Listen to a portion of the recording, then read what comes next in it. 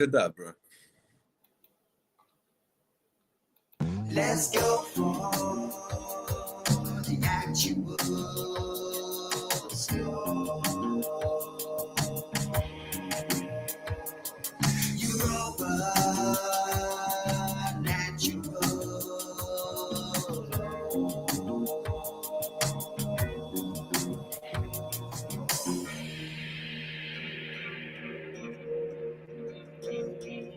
Greetings, humanity, and welcome to Europa Natural Law, a roundtable transmission dedicated to healing the madness, badness, and sadness plaguing our beautiful, bountiful world. Through regaining our sanity, reclaiming our inborn sovereignty, and honoring our inherent responsibility, we can improve reality. I'm Nemo Jones, reporting for Beauty from Devonshire, Albion, where I write, speak, sing, and cook for freedom, reason, and beauty.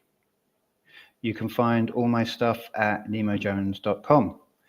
And before we get into today's topic, let's go around and introduce everyone that's here. So let's just go around the circle. Hi, I'm Yvonne, and I'm from the UK in Norfolk. Hi, I'm Oscar from Denmark. Jeffrey Phillips from California. Derek Bartoluccelli. You can find me in France and now on the One Great Work Network. So honored and grateful to be there. Nice. Whoop, whoop. Marja's there too. Bonjour. Bonjour, Marja West in New Mexico, in the high desert mountains of America. Great, and also let's come back to you, Marja. And we always ask new guests on the show to just do an introduction, and the question really is how you came to want to put yourself out there and talk about natural law. And the story of how, a brief-ish yes. story of how you came to do that point. Yeah, I will be brief. Well, I was born into a family of immorality, and that level of evil and exploitation really changed me as a very, very small child and a little girl. And I knew in my heart of hearts and in my soul and spirit that this was off completely. And so I took it upon myself to plot, not just plot my escape, but also plot my sort of moral obligation, if you will, to really out this and live as pure as possible at all costs. And I have paid very dearly and have had to lose everything and rebuild everything, lose everything, rebuild everything, on and on and on. And I'm in the pushing the twilight of my years and am rebuilding once again. So I'm happy to be here. great, and welcome to the show. And just to throw it in, she knew about the KYBALION when she was like 14 years old, yo. Oh, sorry, 12. Yeah. 12. I was actually gifted a piss-soaked version of it from, I have to say, I think it was from the 1920s or 30s, perhaps. And I might actually still have it somewhere. And it was a friend of mine, a neighbor actually, who was maybe 15, 20 years older than me, who asked me if I wanted these books as they were moving away. And I eagerly received them and just ate it all up and passed it on to my kids. And that's part of the job. Mm-hmm. Yeah, well, we were talking just before I think you came on about the moving on to the KYBALION. We're going to sort of go through it, chapter by chapter, as it were. Sweet. Here on the show, yeah. That's probably coming up shortly. So, but today our subject is sexuality. So, I mean, I could start, or we could start with going round and doing this kind of definition round, which Oscar suggested. So, would anyone like to start with that? Should we do that first? Whoever wants to I mean, I jump don't in. think we need a round. It's just, one person to lay down a quick little primer. And I think Oscar's usually our man Okay. for these defining moments, right? You good with that, Oscar? I mean, I wouldn't mind hearing everyone's take on it. I mean, it's Fair enough. always Yeah, okay. boring We can do that. and and it gets tiring because you're like, yo, when is the spicy stuff coming? But it just gives such a good foundation for discussion, because then when we go out and explore the different connections, we know the core of the Yeah. So yeah, sure. I'll give it a go. Sexuality is, of course, something that all human beings have. We're losing you a bit, Oscar. I'm not sure why. Your mic's just getting quiet. Oh, my mic. Yeah. Mic. Is this better? That's better. Yes. All right. Cool. Yeah. I mean, if I had to define sexuality, I wouldn't be able to avoid speaking how it's part of generating life, of reproducing, of carrying on. Or sorry, I'm finding it really hard to follow you, Oscar, because you're cutting in and out. Okay, maybe someone else. Hold your mic closer to your mouth, maybe. That seems to work. Yeah, no. Yeah. Suddenly much better. Yeah. Oh, okay. But still, maybe someone take over here.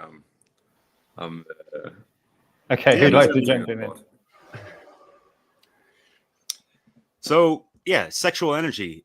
We can take it back to primordial life force energy, that electromagnetic energy. Electro, masculine, magnetic, feminine, and all these things. And it's something that everyone, to the lowest common denominator, can relate with. Yet, unfortunately, we have people that are overly identifying with sexuality, and that's not how it, we're supposed to be, identifying ourselves. And we did a really great chat with MARJA West on identitarianism, all this crap, right? But anyway, so sexuality is not just like the act of sexual intercourse in, your genitals and all these things. No, it can be the subtle energies that make up life itself. And that's just want to throw in a quick definition right there, because I know there's so much more to it. And I did watch that talk you and MARJA did with Leslie about identitarianism. That was really cool. And as you pointed, sexuality is something that ties in with identity as well. So it can be how we view ourselves. It can be very much tied into our relationship with ourselves, and it is also that relationship with the other, because it's that meeting point, right? So it's also got to do with connection and relationship, and our relationship with the creator itself. But I mean, I think that's maybe kind of like why I also wanted to do this definition round, is that we have both the biological aspect, and we have also that psychological aspect of identity, and there's more arenas as well where sexuality has a role. But I thought that was good to kind of try to narrow it down, so we know what we're speaking about.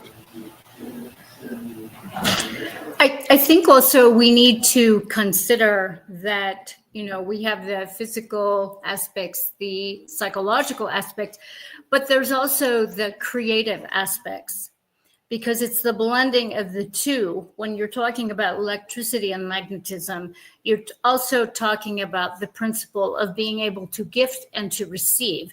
Gifting is that of a masculine energy, of moving from our hearts out toward a cause or out toward another person.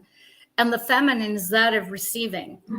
And we need both of those things. And unfortunately, it's like a lot of the generative aspects of these principles are highly exploited. And that's the whole problem with the immorality surrounding sexuality, is that I don't think we have evolved beyond that. What is in it for me? Sort of a platform. And so all the identitarianism with all the different pronouns and all the different evils that surround all that seems to be kind of distorting its purity. And so it's one of sexuality is this polarized divide where we can be brought to the edge of, say, ecstasy, and also be taken into the depths of hell.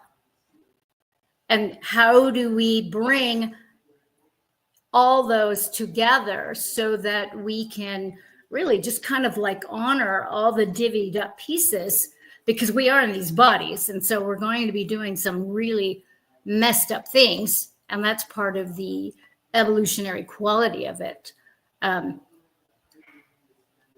So I just thought I'd put that out there, because it is a platform for immorality.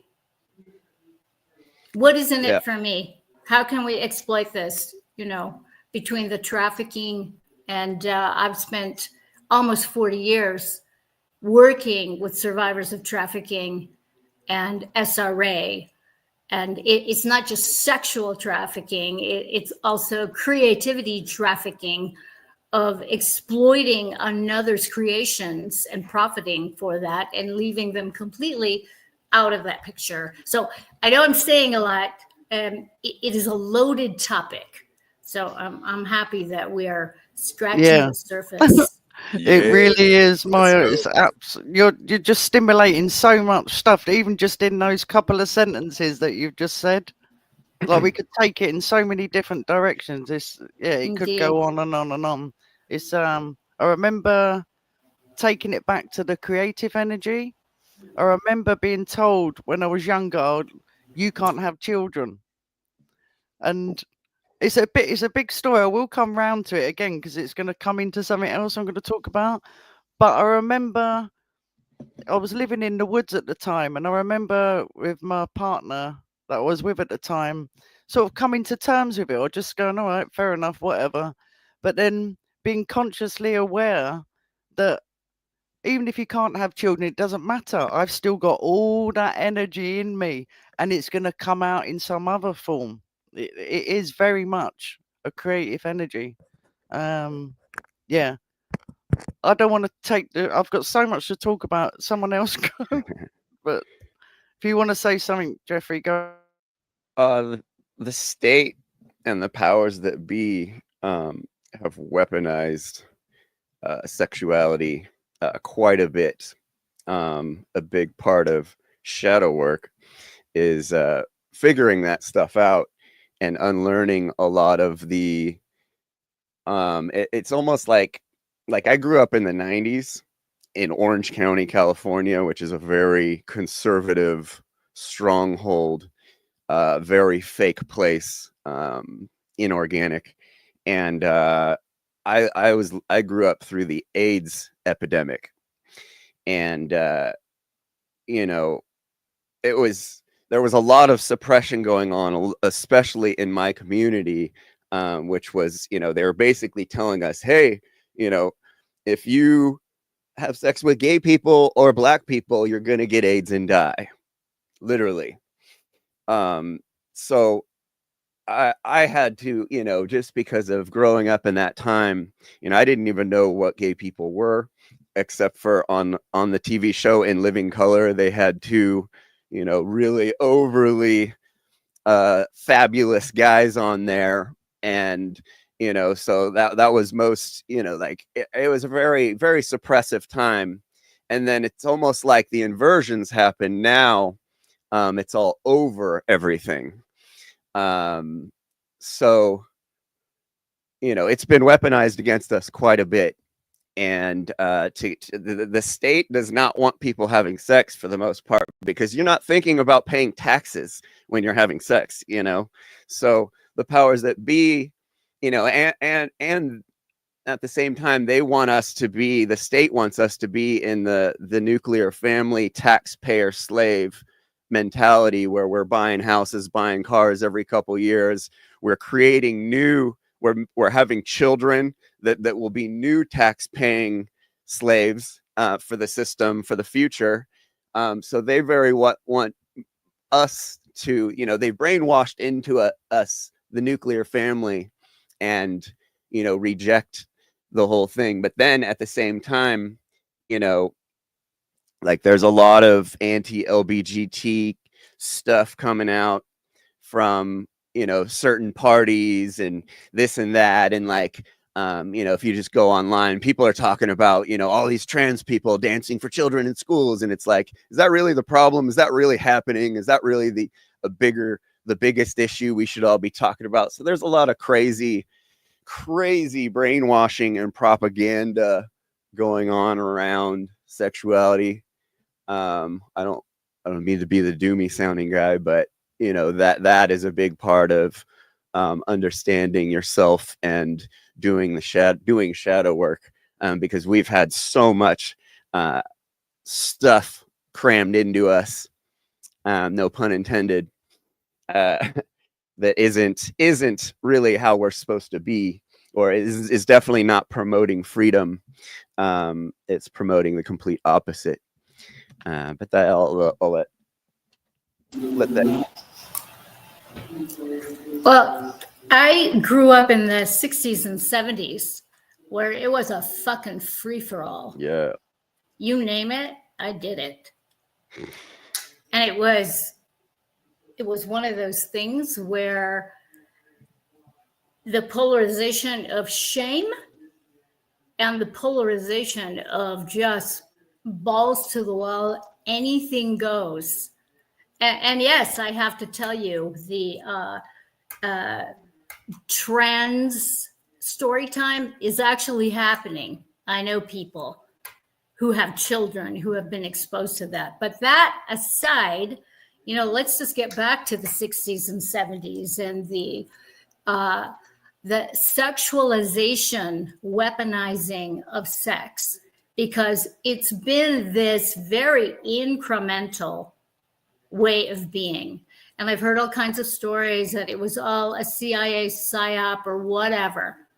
It is what it is. But it created really, I think, a free fall of all the things, whether you're left, right, or center, it doesn't matter. But whatever your flavor of exploitation is, or your flavor of restriction and closing off the polarity of, I'll just take women, for instance, the whore versus the virgin, and then somewhere in the middle. And it's tricky. It's tricky not just only for myself, because I've run the gamut. I've had a girlfriend, so any iteration of whatever you could do, I did it. I tried it, and it wasn't very pretty, because eventually you wake up and you see how immoral you are actually being. When it comes to, you talk about harming self, did a lot of stuff to harm myself, and allowed other people to harm me, because that was my polarity of going into this sort of victim submission kind of thing.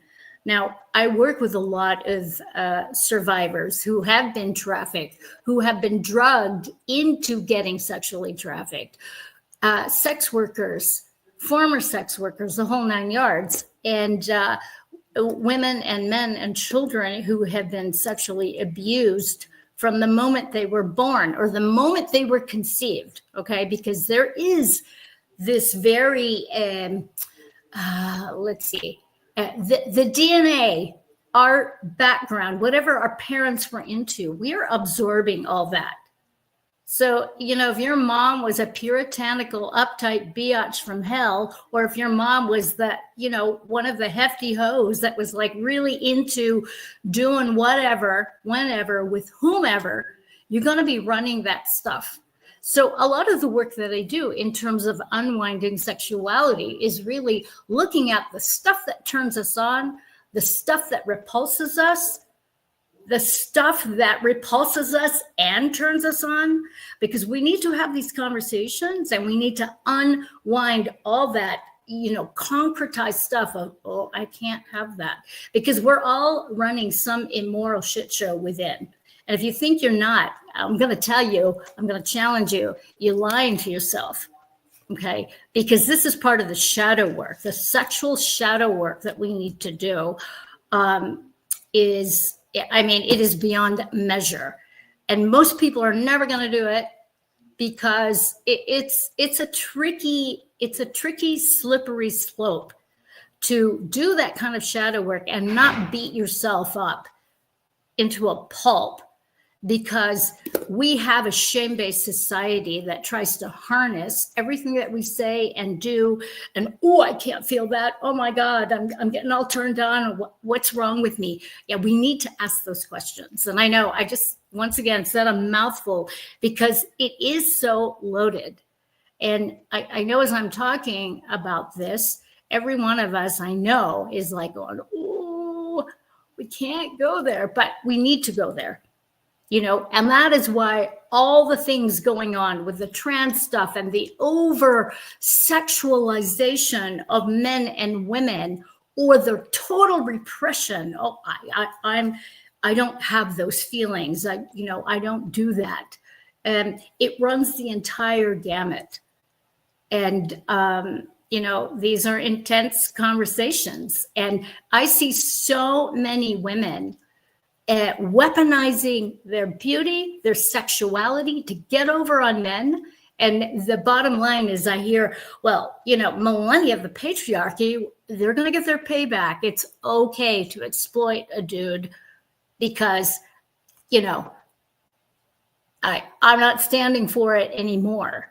And so we have this atavistic triggering that's happening every time we go out, every time we see something very titillating to our senses, every time we deny our sort of impulses or our judgments and criticisms about what other people are doing.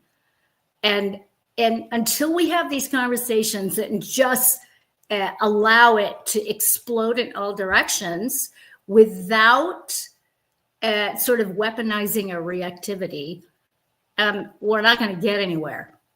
And I just feel like we're just circling the toilet bowl, if for lack of a better way to say it. Shitty cycle. Yes, indeed.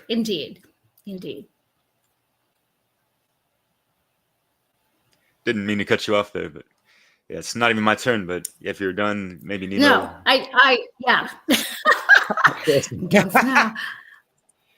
The 12 steps of Alcoholics Anonymous, one of their steps is sexual inventory.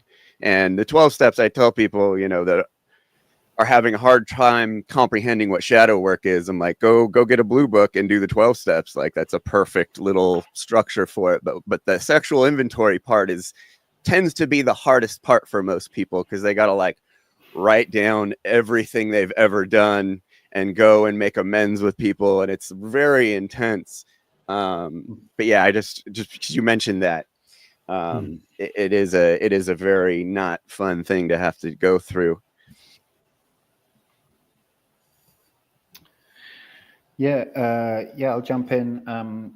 So we had a bit of a discussion on the Telegram group about the thumbnail, because I proposed this one, which I went with in the end because I didn't have time and couldn't think of anything better. But I'm just going to I'll put the file up. Hold on 1 second. Well, it's not the thumbnail, but that's the image that I used. And I just really think it's a great way into thinking about the subject, actually. I mean, I thought, oh, hold on, isn't that symbol about that? about sexuality, like at a deep level, you know. And when I looked at the symbol, and, you know, with a bit of help along the way towards sort of interpreting it, especially this version where it's interlaced like this, or, you know, kind of folding in on itself. I think it's a really profound symbol of sexuality. That's what it says to me, actually. The way it hits you, because it's, I mean, so to sort of break it down, you know, it's basically the two triangles. I mean, someone else could probably do a better job, but I'll just kind of roughly go through it. But, you know, we have the two triangles. So the one that's pointing up is no, hold on. It's known as the sword, right? Am I right? Or you can say the phallus and the chalice as well. The phallus and the chalice. Yeah. Is that what you said? Yeah. Yeah. I've not heard that. The phallus and the chalice. Yeah. Well, it's a sword. It's a sword in the chalice, but sword and the chalice is the one that I know. Yeah. Yeah. But yeah. It's You know the me, I just have the masculine and rhyme, man. feminine. It's the masculine and feminine. Exactly. The symbols in Chinese medicine, the upright triangle, and then the upside down triangle. Yeah. And I want to just chime into that, because our hips, in a way, they're kind of that chalice. They're kind of like that cup, or that hole that holds all of our, you know, emotions and our desires in a way, right? Like our hip bones. I just wanted to add an association I had with that. It's funny because when you said that, I mean, I don't know if I'm going off on one, but I was thinking, well, then what would represent the phallus in that aspect? And I thought of the diaphragm, which is the breath, the root of the breath. Which is just interesting because we've been talking about spirituality and the spirit, and that relating to breath. That kind of, we were touching on that, I think, last week. But just to carry on a little bit on this symbol, what it kind of says to me is, so it's the interplay between the masculine and the feminine. And what struck me about the symbol is that it has this kind of it seems kind of aggressive on first view, but when you actually look at it for a while, you kind of realize that, well, everything it's also soft. Like if you look at the inside of it, it's actually soft. It's kind of, the outside is hard, and that's kind of represents the masculine and feminine as well in a different aspect. So that the inside is soft, the outside is penetrating.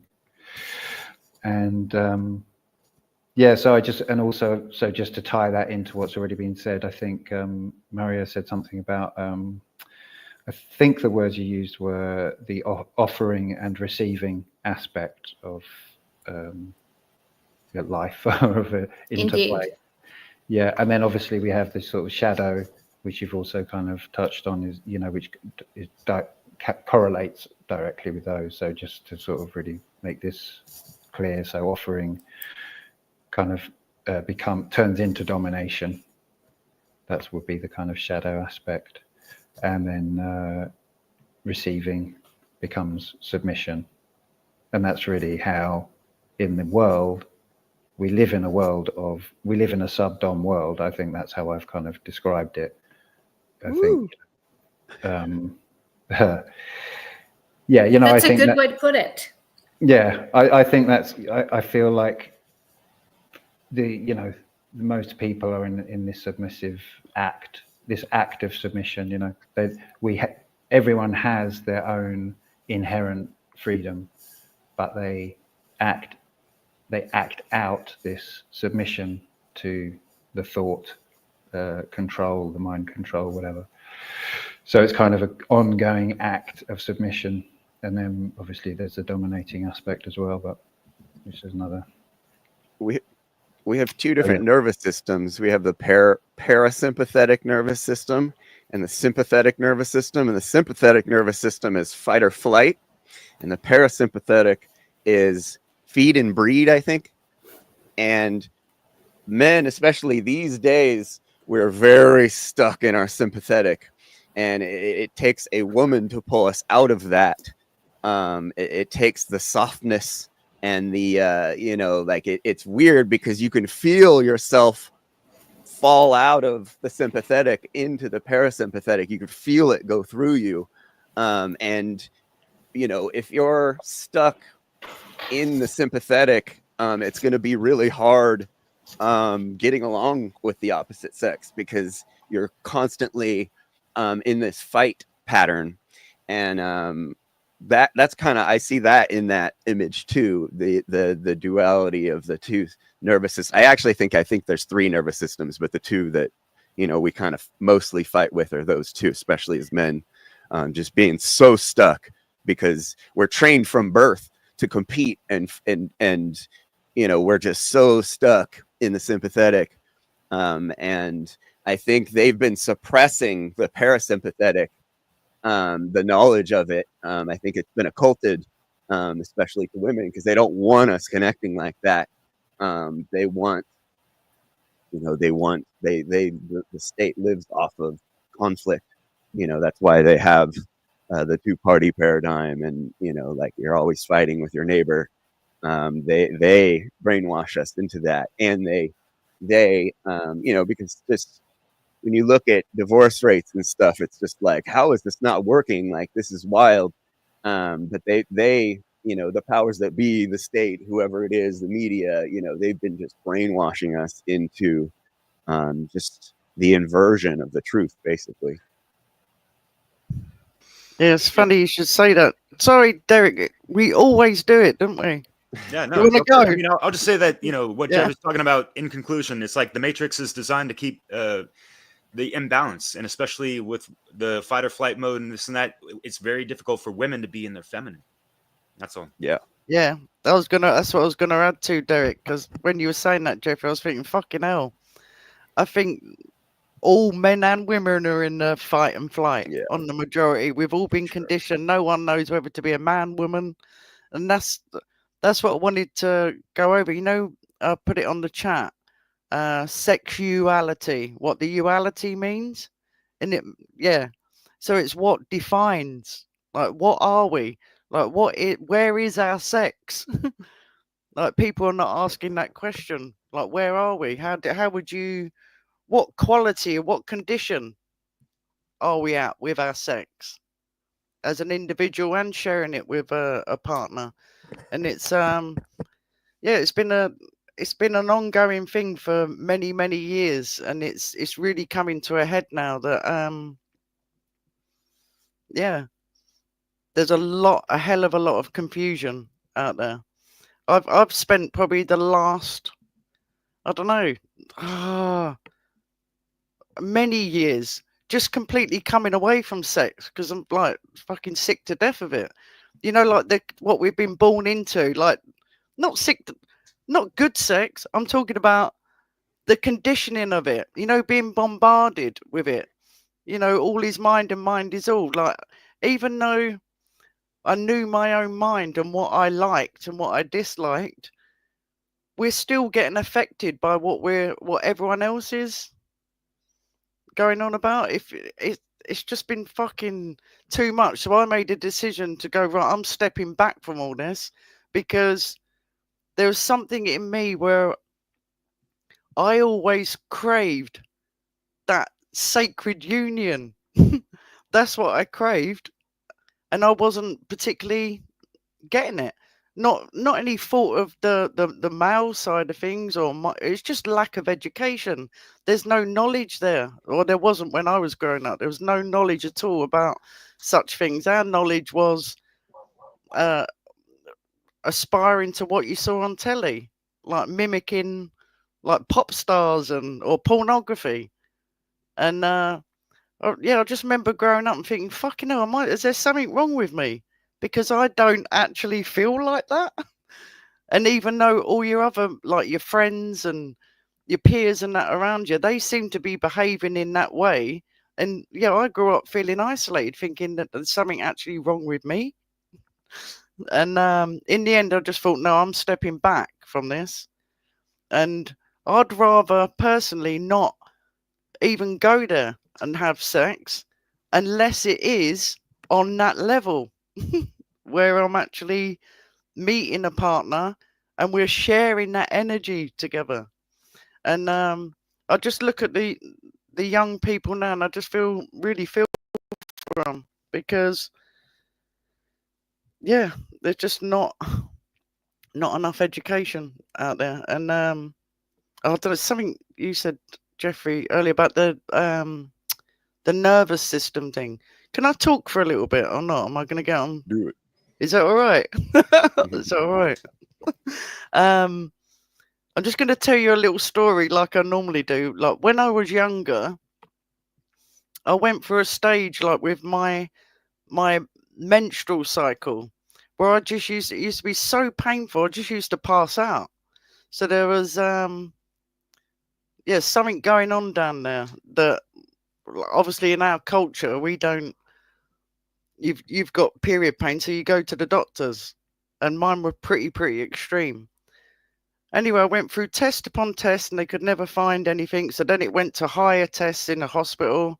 And I had this doctor turn around to me and said, or a consultant, and said, do you know how serious this could be? You might not ever be able to have children. And I went, what? They said, we're going to put you through some more tests. So I went out into the waiting room and I went, nah, I'm running from this. I don't like where this is going at all. So I came away from that situation. I just thought, well, I'm going to have to just deal with this myself. And I was really lucky. It was about a year later, I came across this book called Her Blood is Gold. This one. And it was just such a massive eye-opener for me, because it speaks about how our culture, the women, since the feminism sort of act started coming in really strong, women, even more so than like my mother and grandmother, were forced to go out to work because the parents couldn't afford to keep a roof over their head just on one wage, right? So women have so slowly started to, not only for necessity reasons, but also there's a lot of women out there that want the same things as men. Like they want that big career in the corporate world or whatever, and so they're using that action, that male energy all the time. Well, anyway, to cut a long story short, this book speaks about how the American Indian tribe used to cope with the menstrual cycle, and they had moon lodges.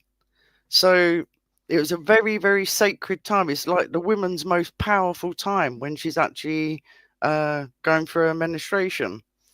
So the tribe actually respected it. So the women in that time of the month would go to the moon lodge, and it was almost like a shamanistic experience, because it's a time where if the woman stops and they're with all the other women, because when women menstruate and they're in that sort of tribal situation, they all kind of start menstruating at the same time. Anyway, so the men accepted that. So they would take care of the children and they would bring in the food, so the woman could have those like 3 or 4 days with the other women, and they could it was a chance for them to process all the stress and all the strife, all the things that were going on in the tribe that weren't quite right. It was a chance for them to face that, process it, and then come out the other end. And because it was their most spiritual time, it just, they had no distractions of looking after the children, no distractions of the men of the tribe. It gave them a chance to connect with spirit and bring the so like if there was any kind of disharmony within the tribe, it gave them the answers that they actually needed, and then they would come back to the tribe and push the tribe on.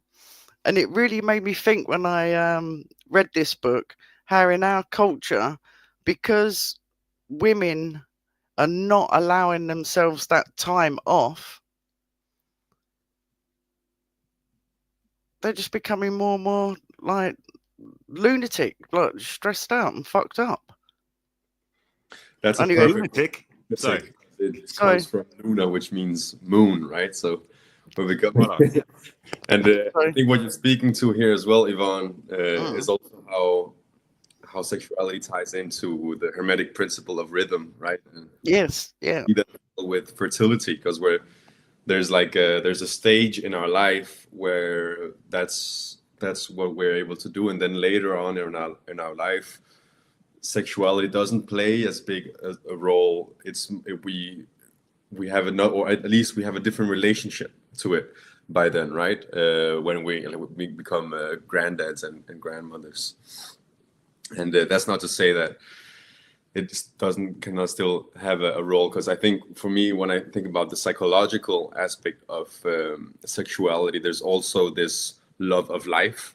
There's also like that kind of the love of existing, the love love of beauty, the wanting to have a relationship with the world, have a relationship with the universe and this existence of being. And whoa, that sounds like a big thing, but I just wanted to throw that in there. It's not, it just, yeah. Anyways, I feel if I had to kind of touch on or like try to outline some of the things that we've spoken about, I started out by saying, that of course the biological connection with the sexuality, and then there's also the psychological one. But as Mary has touched upon, there's also the morality, and that's, I think, a very interesting connection to explore, and also something Jeffrey touched upon, that is how like hypersexualization and sexuality also can be like a distraction, and how that can play into demoralizing society. So that's also like the sociology. So again, kind of like psychology, but when you're looking at our culture, when you're looking at how we are at a societal level, what is happening with our sexuality, right? So I think those four are the ones that I see are kind of like the big bridges, and then there's, as we're all agreeing, there's like a very reference to Maria's book, F Wide Open. It really is a huge topic that with so many important nuances and details, and I'm so glad we're talking about it. Yeah. So in the early 2000s, I've mentioned it before, I was a rock star in Hollywood with $1 million in the bank and a revolving door of women. And, Jung talks about meeting your shadow. And boy, oh boy, did I meet my shadow back then.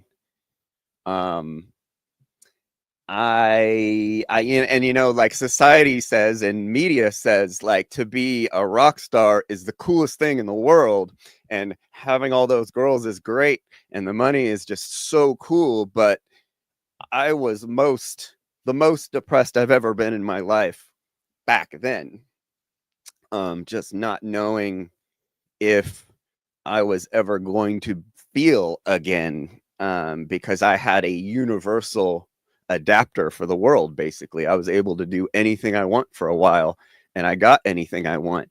And that's not I don't want to use the word natural, because natural is an appeal, it's a fallacy, but like, we're not supposed to be, it's the same thing with like politicians. You're not supposed to have that much power, and like only crazy people are attracted to that kind of thing. And you get back on subject. So yeah, so a lot of people, you know, meet their shadow. You know, like I met my shadow at a time when I wasn't, you know, like capable of dealing with the emotional and physical or not physical, but emotional and spiritual repercussions of just like excess. And so I, you know, it took a long time to dig myself out of that hole, and I lost all that. Like that all went away overnight. And like, you know, you hear all the time about, you know, people, celebrities, rock stars and stuff, you know, unaliving themselves over things like that. And so I was, you know, I definitely met my shadow back then, because it was not cool. But you're supposed to, you know, the recovery of that is learning to control that part of yourself. You know, I think Jung said the exact quote was, find your become a monster and then learn to control it. I think what he said. And I think when I heard that, that really resonated to me in my experience of like being a complete, you know, trash hole of a person. And like, yeah, I don't know. It's been tough. Thanks for Yeah. sharing that. It I ain't a think walk that in the is park. an important nexus point for all of us to realize, "Oh, what the fuck am I doing?" Because we have to remember, with every encounter, every act of sexuality, there's an energy exchange that is very substantive, especially for women. You know, I counsel a lot of younger women who talk about their body count like it's a badge of honor. It's like, for fuck's sake, ladies, no. And they don't understand why they're so depressed, why they're so angry, why they're suicidal, why they just hate everybody, and why their bodies are going to shit, literally. Because if you're not having the highest form of sex and you're just chasing one orgasm after another, or chasing some boy, some dude, a whole band, just to up your self-reflection of yourself, or to identify that I am beautiful and I'm desired. And for a lot of people, men and women, that's good enough. And to what you were sharing, Yvonne, it is really important for men and women to come to a point, it's and to really question. And I certainly had to go through, I've gone through two bouts of conscious celibacy, I'm going to call it that, 17 years total, where I'd had enough. So I know that point where you're just, and I was disgusted by how I felt, disgusted by the emotional exchange, the transference that happens with everybody that I was with, because I took on not just their stuff, but everybody they were with. I took on all of that. And my body was just going, ugh, enough. And there's a certain healing that takes place through celibacy where you're not identifying by the people that you fuck, or how many people you fuck, or how many times you do it. Okay. And a lot of people, the body count is like really important. And when I hear it, I'm just like, wow, okay. You know, there's a lot of work to be done here. And we're not quite there. So I want to acknowledge, Yvonne, I want to acknowledge you, Jeffrey, because these are those points where we're like, whoa, okay, all right, maybe this isn't so good for me. And Like to step be away from the vehicle. Yeah, step away from the, move along. And there's certain points. I know that for me, I'm from San Francisco, so everything and anything goes. Okay. And there was a community that I was involved with where I learned a lot. It was the conscious BDSM community. And believe it or not, in order to be part of that community, you had to learn the certain protocol. Dominant submission is a very, very delicious realm to sort of trot around in, but there are rules. And the big rule that I learned is it's actually the sub who is in charge. And so that being said, anybody who wanted to dominate a sub would have to petition, write a letter of petition to the sub. And just sort of, it's kind of a wooing, if you will.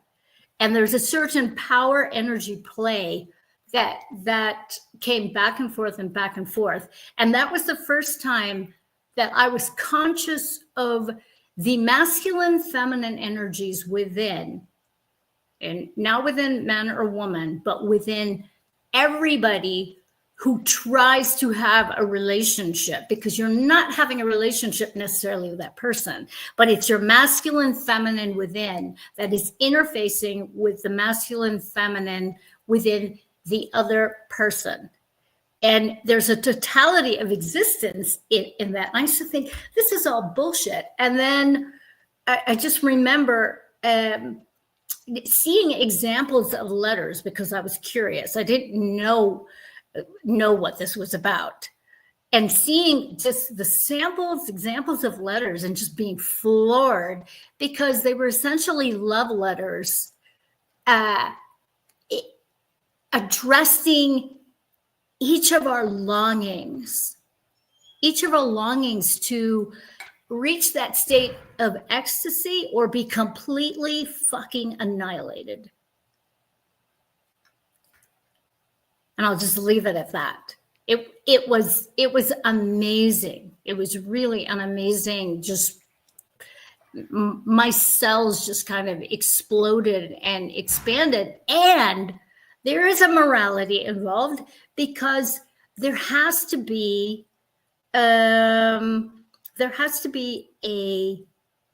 you got to check yourself, because is there an exploitive component for you and for the other person? Is there consent? And even if there is consent, is it really moral? And so I know for me, I went through kind of like this kind of head banging, gnashing kind of thing where I was just so conflicted because I would sit and apply each one of the Hermetic principles to the shit that I was doing, and none of it made sense. So there is that. So it is very complex, and just wow, just kind of like fascinating to undertake. But you have to be willing to admit that your arguments are wrong, they are incorrect, and so it's not a one-off black and white concretized thing. You're going to be exploring just a lot of different flavors and intensities and a lot of contradictions. Dang, we should change the show's name to Bay Area Natural Law. I think all three of us were from the Bay Area on the bottom here. Yeah, but the rest are from the old continent in the UK. But yeah, well, that's a hell of a I spent a lot of time in Europa, so there was a lot of things going on there during my upcoming years as well. Lots of stuff. So yeah, great time in France too.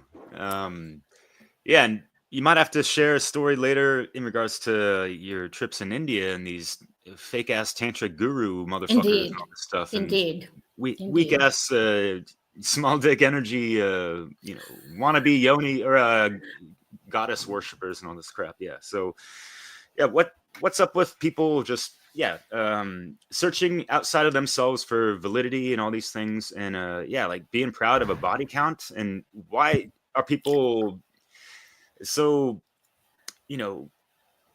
eager to say this word body count? And like, don't people in like the morgue and other you know, like let the body sit the floor and all this shit. Like, I'd like to speak a bit to that, because I think that's where it ties into psychology, and you can see how there's a conscious, at the conscious level, there's like a program which is fairly new, and then at the unconscious level there's the instincts, which are very fucking old. And it's well, I don't know if you want to laugh, but it's I mean, it's a waste of time, and it's a bit sad when an individual has beliefs about what their ideal partner is, but they end up becoming bitter or not really loving that individual, and it becomes an unfortunate relationship for both, right? So I think that's how it kind of ties in, that there's this cultural program which is fairly new, that is about sexual liberation, and I'm all for that. I'm all for not repressing sexuality, not having prohibition, not making a sin out of our sexuality, out of this creative power. And the reason I'm not for repressing that is because ultimately we will not be able to manifest freedom without pouring into that cause our creative life force. And that does not mean that we don't get to do what we love to do, but we need, like, imagine all of that wasted sexual energy, all of that raw power that is just that can potentially be invested in activism and education and you know, all of the things that we believe we cannot do without mommy and daddy state.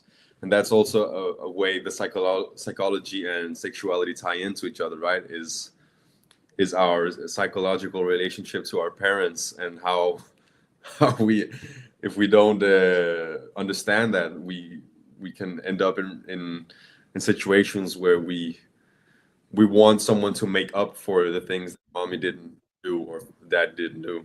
And now I'm kind of ranting. I do want to add one more thing, because Maria, you were kind of touching on this with the body count and the consequences of it, of being with a lot of different individuals. Something Jeffrey also touched on, that how we can try to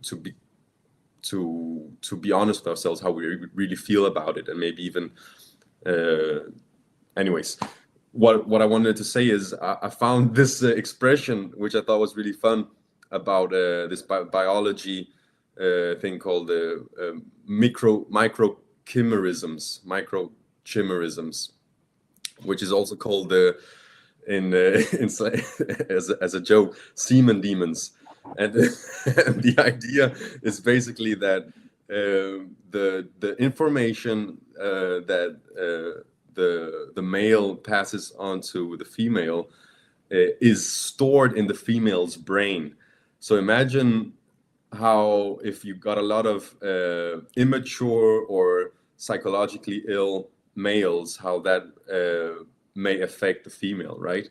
But also, I mean, I'm not against being, like, if people want to be with other people, I imagine that it can actually, for some, be something that they gain a lot of value from, and they might even like develop and mature from. So I don't think necessarily it has to be one size fits all when it comes to how we deal with relationships. I know I said that was going to be my last thing, but I do have one thing, which is something that maybe it's because, I don't know, I just wanted to say that it really is an important topic to bring up when it comes circumcision. This is where the biology and morality really meet, because of course it's immoral to cut up the body of a child, because that child does not have the ability to consent. And you'll hear victims of circumcision come up with excuses like, well, it's for hygiene, and so on, right? But what is important to understand biologically is how it affects the psychology, because biologically, there's gonna be a handicap for life if the circumcision happens at such an early stage that the nerves that will give the individual a feeling of connection, a feeling of orgasm in the same degree that an individual who is not circumcised will arrive at. That will be inhibited, that will be retarded, if you will. And that's why it's so immoral as well, is that it's evil. You're limiting the value of an individual. But if we want to go a bit conspiracy in it, you can see, well, what would the intention would that be? What is the result when an individual cannot arrive at that level of connection and feeling of relief or feeling of union? Well, I think what I'm trying to say is that does create an individual who, unless they really do a lot of healing, they're gonna be prime or like good quality slaves or good quality order followers or soldiers that will try, like they'll believe in an ideal. They'll believe, well, I will get that union in this religious or abstract or political form of I don't know, like paradise or you know, this fantasy, if you will, about that we can get in a way. But while I'm trying to arrive at that, I'm serving an immoral or evil cause. And yeah, I'm ranting a bit here, but I just thought circumcision was something I wanted to bring up, because that's definitely one thing that's tied to sexuality and immorality. Yeah. Sorry, can I just say, we're just hitting an hour, so sort of think about wrapping up, sort of thing. But yeah, carry on, whoever was speaking, sorry. Remember Game of Thrones? They had all those soldiers that were neutered because they were better soldiers, because they weren't distracted by things. There was a show called Severance recently that was really interesting, that had the same idea of like having like part of your life, like going to work, you don't remember it the next day. They cut your brain in half basically, and you have two different personalities, one that goes to work and one to, and that's basically what, you know, what a big metaphor for what the powers that be want. I remember having a out of body experience from the pain of being circumcised. Same type of out of body experience I had when my mom spanked me with a wooden spoon when I was like too young to be punished that way. We have intergenerational trauma that we don't even know about, you know, that stuff our grandma, you know, dealt with, that imprinted on our mothers, that imprinted on us. We don't even know what we're dealing with half the time. So for them to, you know, set us back by doing things like that, and just like someone diagnosed me as being hypersexual, so when I was a kid, and ADHD, so they were like testing meds on me when I was a kid. But like my teachers loved me. They were like, this is the most, you know, this is the brightest kid in class, but he's drooling in his chair right now, because they were trying to get me to behave better.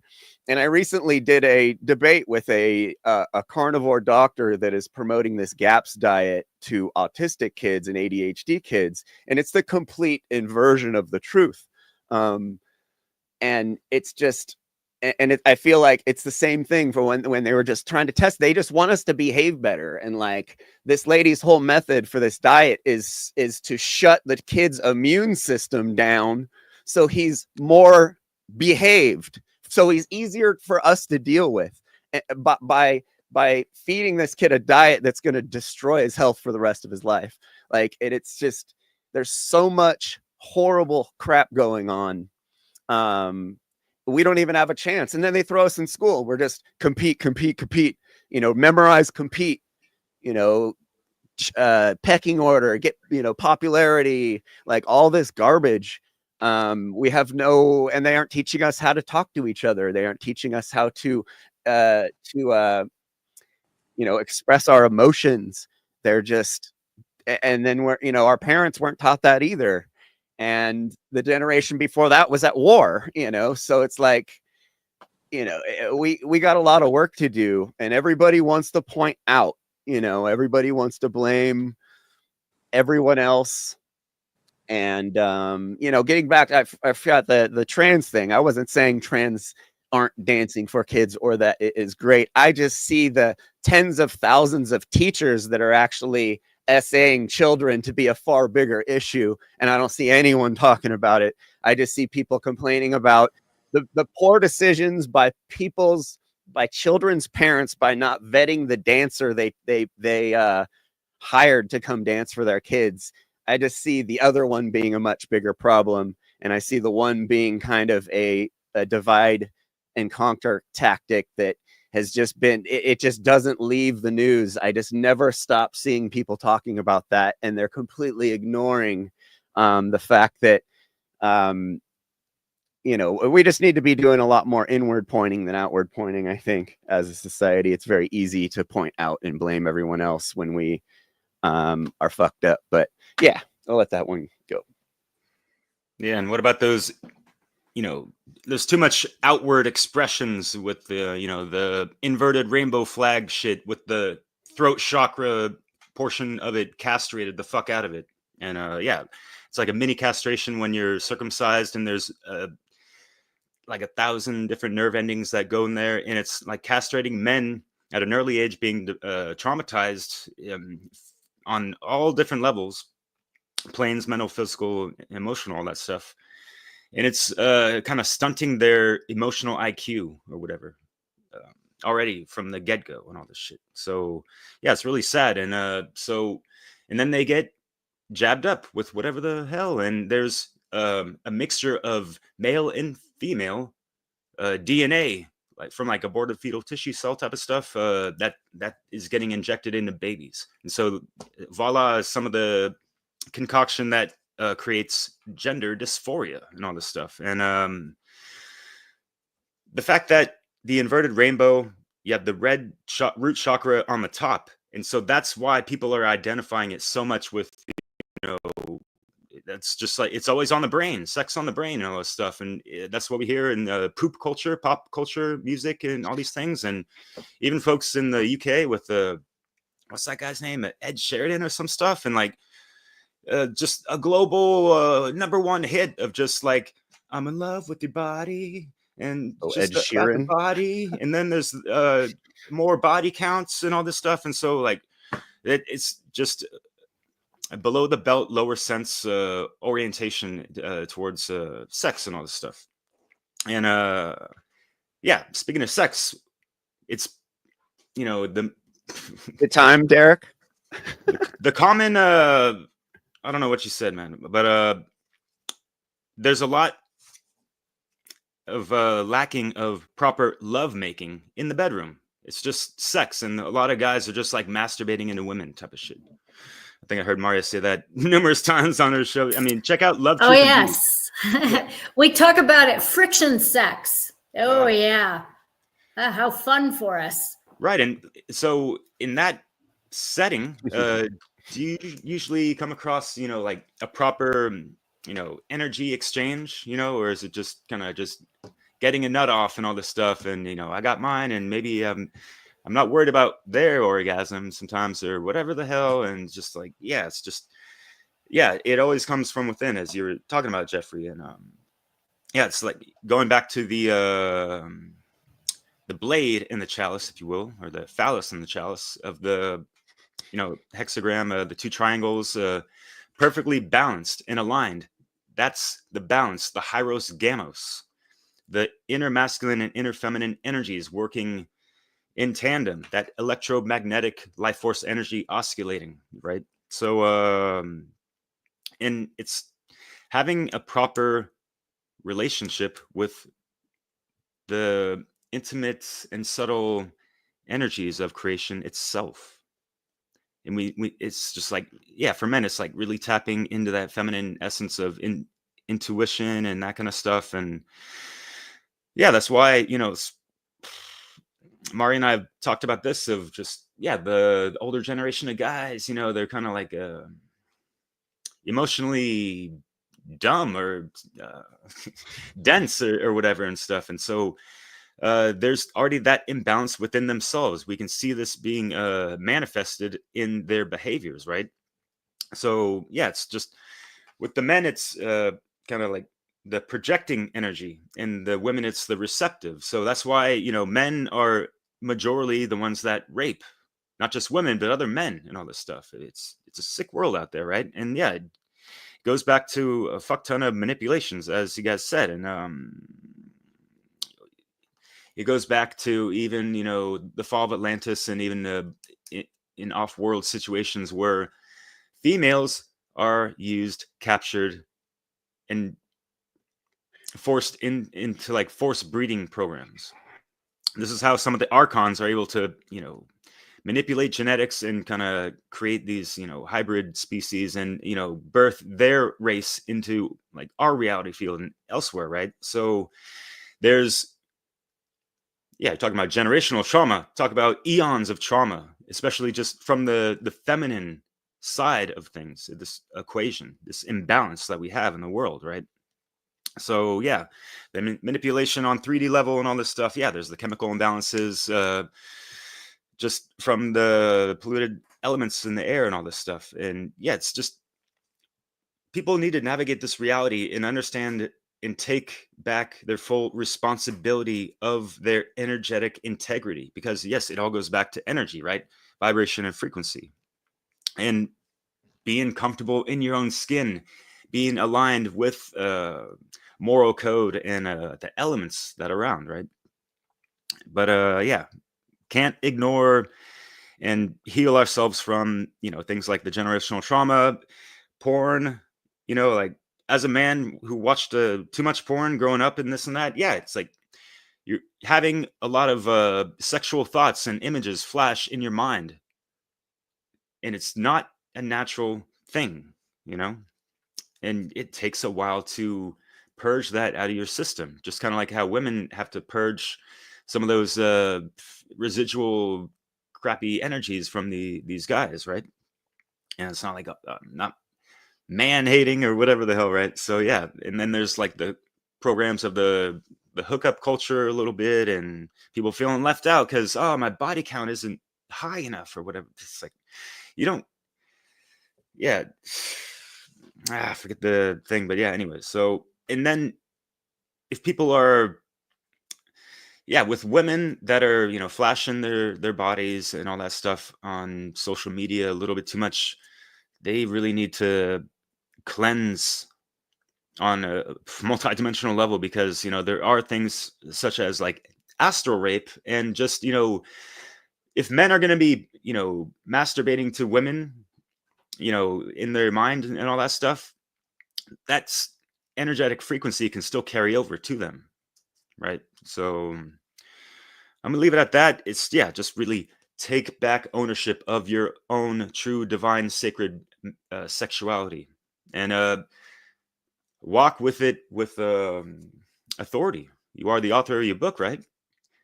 So There's loads of things there, Derek, that you can loads of stuff that you were triggering off in me. You brought up epigenetic. I can fucking always find someone say that word for me. I can never fucking say it. It's got too many syllables in it. Genetics. Thank you. Yeah, that's what you were kind of referring to there, Derek, in a way. Like the population now, we are still, what are we seeding? What are we seeding, or and what we putting our attention to? And it's fucking hell. Going back to pornography. So, as I said to you, like going back to it. no, coming away from it, because to me, my observation of pornography, I don't care who you are. If you're going to sit in front of pornography, it works very, very quickly. That's what it's designed to do. It works. even if I'm not into it and I don't really want to take it in, it's gonna fucking work. Right? That's how powerful it is. But it only takes that energy up to a certain point in your energetic system. It's keeping us in the lower dimensions. That's what it's doing. It's not allowing us to bring the energy fully up so we can open the crown up here. That's why, you know, they're on a win-win. Like if keep people speaking to manage that, if people want to reach like their full potential and let all that energy come up and open the real crown, so we become sovereign, then there's no way we're going to be slaves. So no wonder it's so fucking, there's so much out of it. There's so much out there that is distracting us from potentially what we could be, you know, within ourselves, and then joining with the opposite sex and having that sacred union. There's that's so much. why There's that the so much thumbnail more. is awesome with the two triangles. And as I was also saying a bit What I with just said, man, you don't have to cut her off just to say that, dude. Yeah, anyway, there's so much. Anyone that's listening to this that is stuck in that realm of feeling dissatisfied with sex and not being happy, just look into it a little bit more. Maybe step away from it if you have to for a little while, and research and look into the way the energetic system actually works. That there's so much more potential for us out there that could be a lot more enjoyable than just like a quick shag and feeling depressed afterwards. I'll leave it at that. Go on, someone else say.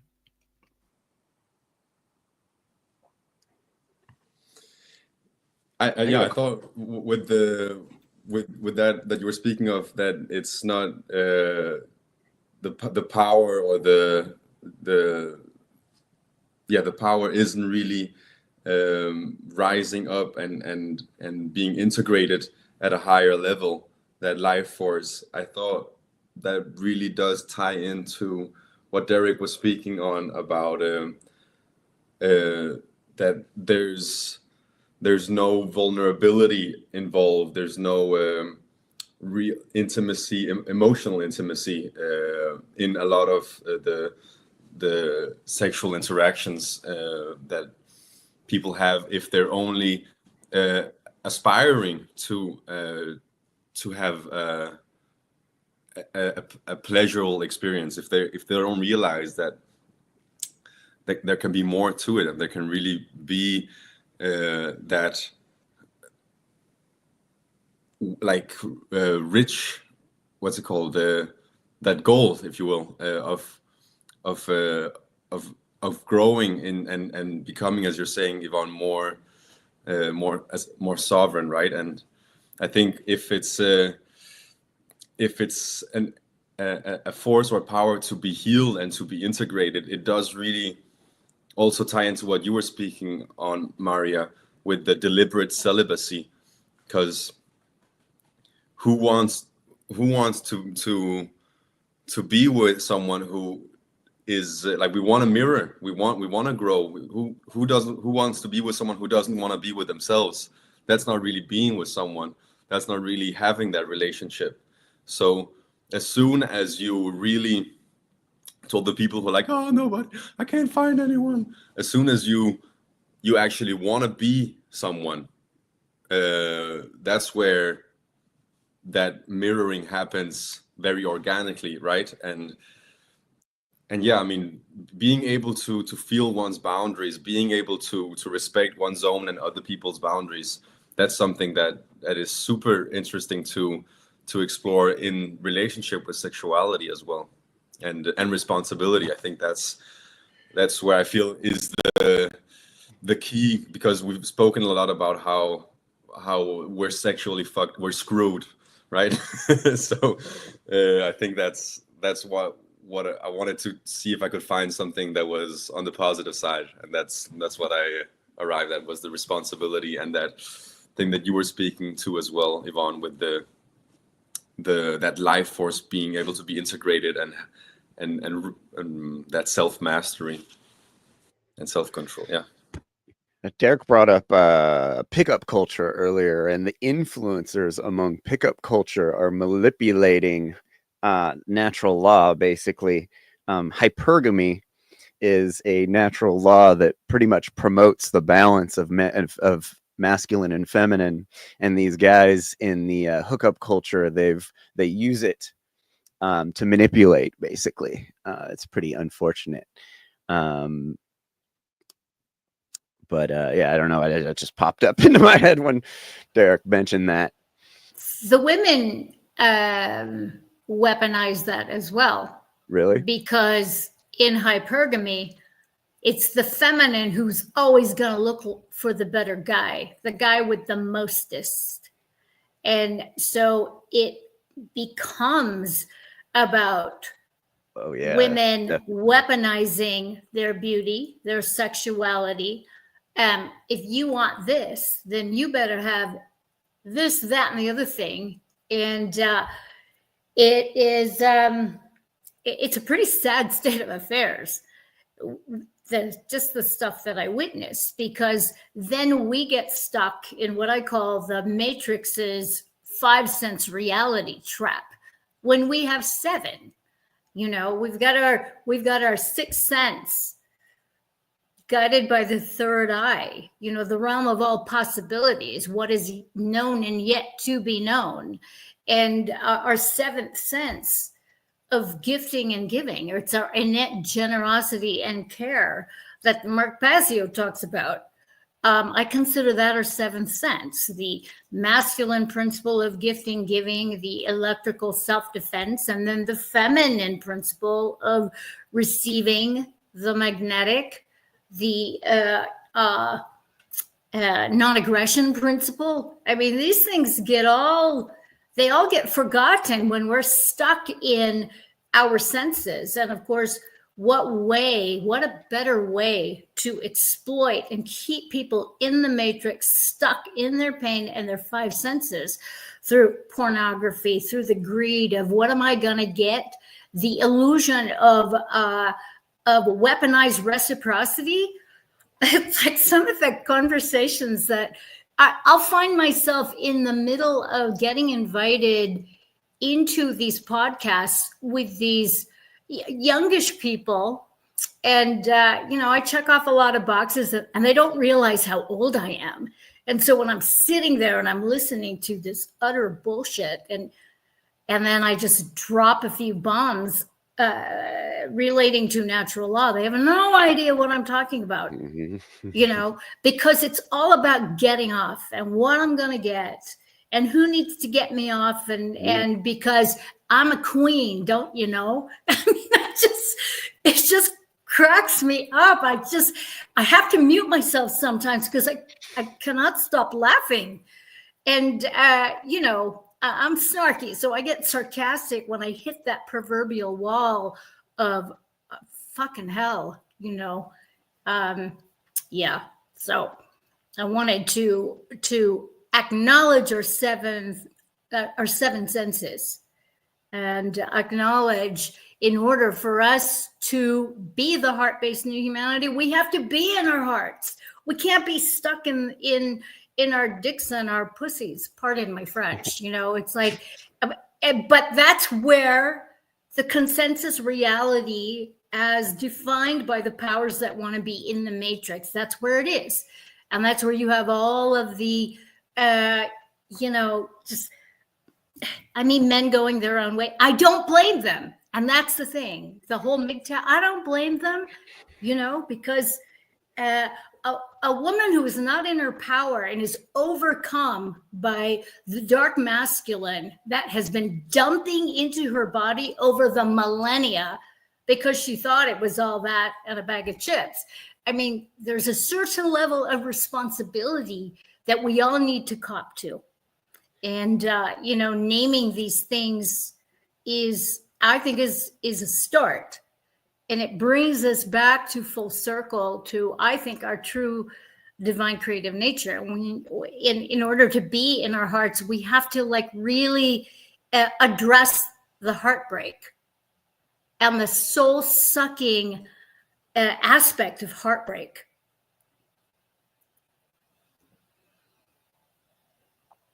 Yeah, Damn. it's so true. It's you know, people go on, don't they? You know, like with feminism and like men hating and all that. I'm just fucking sick to death of it because everyone's hurting.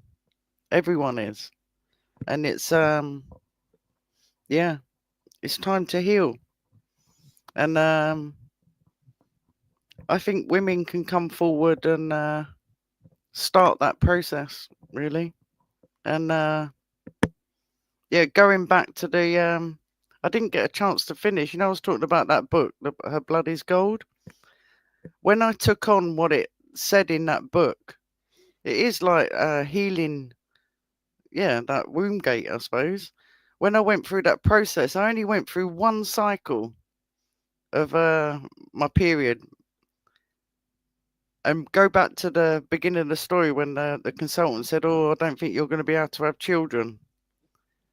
I went through one cycle of what that book taught me about how the American Indians dealt with the menstrual cycle and the way that benefited the tribe, the men, the children, everyone. And I conceived after one cycle, and I weren't even trying. To. And yeah, I think women need to, yeah, as Maya said, yeah, stop using their pussies to get what they want from men. That would be a start. It's all Yeah. about balance. Keep it from the heart. But sorry, Philip, real quick, Mario, because you've spoken in the past quite a bit about, you know, how women have that kind of like that second heart within the yoni sphere, if you will. I always say that, you know, men have two minds, the heads of their dicks and the brains, and women have two hearts, our yonis and our actual hearts. And those have to be active, and we have to know the difference. And that's a process. That is the shadow work process in a nutshell, is for women to acknowledge their two hearts, and for men to acknowledge the split within themselves so they can join that and also encompass and embody their own feminine nature, which I think is key. And I think this is where, someone pointed out that they thought that I was very anti-trans and all that. I'm really not. In fact, my longtime girlfriend is now a man. So I have nothing against that, but it really is about the sort of denial about the unowned pain and suffering that each one of us has, where we feel like we have to be a certain way and express that certain way, and it's got to look like this and this and this and this and this. And this is where we get caught up in the appearances, the illusion of appearances, rather than really getting to the heart of the matter and really addressing those broken parts of us without identifying with those broken parts and becoming them. And then spewing those broken parts out into the world at large as some kind of weapon to blame and to seek some kind of revenge or retribution or payback that the world or other people owe you. And this comes, once again, full circle to self-responsibility. How are you harming yourself? By your own thoughts, your ways of how you neglect yourself, the ways you think about other people, your rage, that you try to mask off as is something else. And I know we could go on and on. It's been a really cool conversation. We could, couldn't we? You just reminded me when you said the word cut off, because before, I don't know, it was a couple of days ago when I was looking into the word sex. So I looked into where it comes from. And there's obviously lots of different things, but there was one, and it said cut off, severed. That's where the word comes from, being cut off or severed. So maybe we should, when we're talking about sex in the way that we're talking about it now, maybe we should just call it making love instead. Maybe. Indeed. Yeah, because how many times is that in our culture, that word used? So we're all going around sort of like voodooing it, aren't we, in a way? Going sex, sex, sex, sex, because we're cutting off from each other. It's just something severed there, isn't it? Replace the X with the H, you got the hex. What's next? Yeah. Heck. It's been a pleasure to discuss this topic with all of you. Thanks, Mary, also for joining us. It's been lovely. Thank you so much. Blessings to all of you. Thank you for your great work, all of you, because we can't do this alone. It's going to take all of us. Yeah. We'll be adding your link to under our video descriptions to your channel, Love, Truth, and Beauty. Thank you. Am I on mic? Yes. I just wanted to jump in and say before I round up, I just wanted to go back to this just for a minute and just sort of talk about it as in this general way that I kind of tend to bring this perspective of like, this symbol is about expansion and, reception. I was actually meditating on it earlier, and I was thinking about responsibility and the way that also relates to that, the ability being like the masculine principle and response being the feminine principle. There's no action without there's being a context. So they're one and the same kind of thing. So that's to take it to a more sort of metaphysical level. But the reason to do that is to say that this is kind of a principle, or this is this dance of the masculine and the feminine principle, all these ways of expressing that. It takes place obviously between individuals in this intimate physical connection or energetic connection, but it's also really that balance that the symbol shows is actually it's really inherent in life. It's in all how we relate. It's in how we play an instrument, how we communicate with each other, how we know when to yield and when to proceed.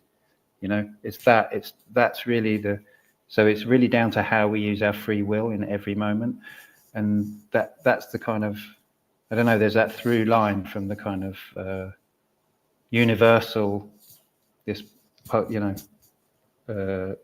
you could say positive and negative, or, that universal principle, like goes right through the personality and all the way down to the actual potential of conception, and of creation of new life out of that. So I just wanted to kind of like bring that perspective for a sec. But other than that, thank you so much, everyone. Thanks to all the people still commenting. It's been great to have you with us. Yeah, Andrea, maybe next time. Yeah, and I'll just go through these while I'm chatting. I like people. 9 people watching. Smash the like button, everyone. Yeah, all of that stuff. And this has actually been our 30th episode, so congratulations. Woo! Woo! And here's to many more. And I think we're looking at next week moving on to the question of the one great work itself. So perhaps with the question, what is the one great work? So that's a potential subject. I'm not sure if we're totally committed to that, but that's certainly on the cards. And thank you so much, everyone. I will now click the right button. Understood. Okay, thanks, everyone. See you. Thank See you you. next time. I see. Bye. Let's make love.